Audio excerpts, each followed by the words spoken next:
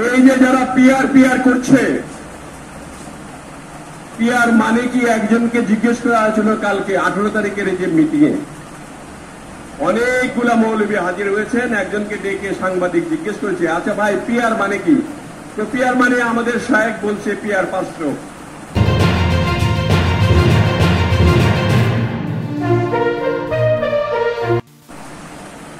তিনি বললেন, দেখেন কত বড় সাহস। 23-এ যখন আমাদের কেন্দ্রীয় অফিস তালা দিয়ে ভাঙচুর করে মারধর করে আমাদের সকলকে গ্রেফতার করে নিয়ে যাওয়ার অবস্থা হয়েছিল, আমাদের আজকের উদ্বোধক মাননীয় মহাসচিব মোটর সাইকেলে গিয়ে তিনি একলা বসেছিলেন। সেই নেতা তিনি আপনাদের কাছে এসেছেন আজকে। তার জন্য তার কথাগুলি মনোযোগ দিয়ে শুনতে হবে। আজকে এখানে উপস্থিত রয়েছেন আমাদের মাননীয় যুগ্ম মহাসচিব, যার কথা শোনার জন্য আপনারা বসে আছেন, জনাব সোহেল ভাই, প্রিন্স ভাই, এবং আপনাদের এই এলাকার প্রিয় নেতা, আপনাদের প্রাণের নেতা, ঢাকায় থাকলেও সার্বক্ষণিকভাবে এই এলাকার মানুষের খোঁজখবর রাখেন, আমাদের মাননীয় চেয়ারপারসনের উপদেষ্টা জনাব আব্দুল সালাম সহ আমাদের মঞ্চে উপবিষ্ট সকল নেতৃবর্গ, বিএনপির সহ সাংগঠনিক সম্পাদকদ্বয় এবং আমার সামনে উপস্থিত নেতৃবৃন্দ, বিভিন্ন থানা থেকে এসেছেন, সকলেই নেতৃবৃন্দ, আজকে সকলেই নেতা। আপনারা নেতারাই এই জেলার নেতার নির্বাচন করবেন আজকে, এটা সফল হোক।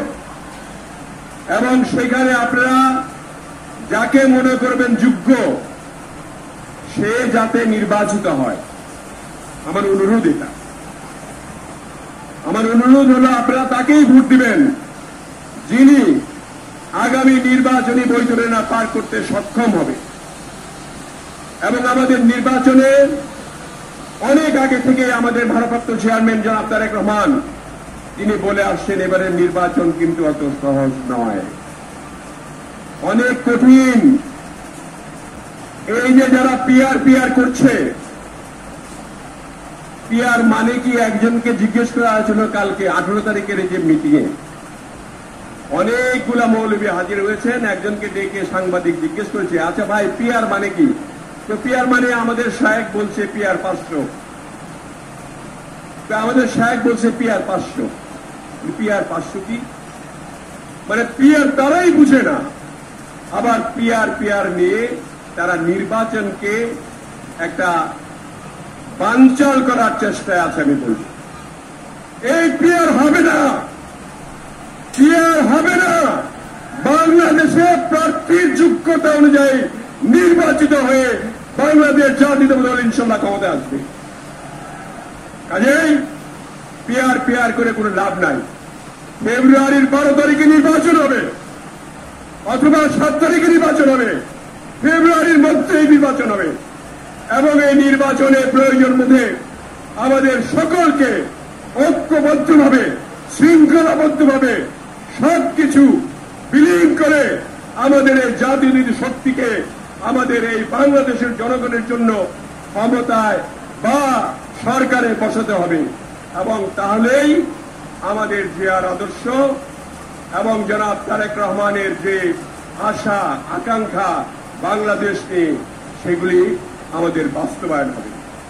দেশনেত্রী বেগম খালেদা জিয়া তাকিয়ে আছেন আরেকটি বার দেখার জন্য এই বাংলাদেশ গণতান্ত্রিক বাংলাদেশ।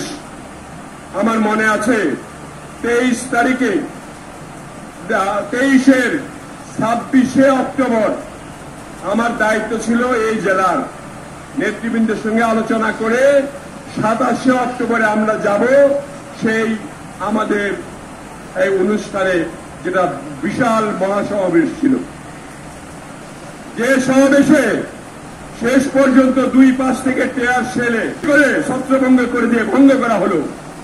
সেখানেও আজকের উদ্বোধক আমাদের মাননীয় মহাসচিব শেষ পর্যন্ত আপনার সমস্ত মাইক কেটে দেওয়ার পরেও হ্যান্ড মাইক দিয়ে আপনাদের কাছে আবেদন রেখেছে এই জন্য শেখ হাসিনার বিরুদ্ধে, এবং শেখ হাসিনার পতন হয়েছে ইনশাআল্লাহ। আমরা প্রিয় দর্শক, এতক্ষণ সাথে থাকার জন্য ধন্যবাদ।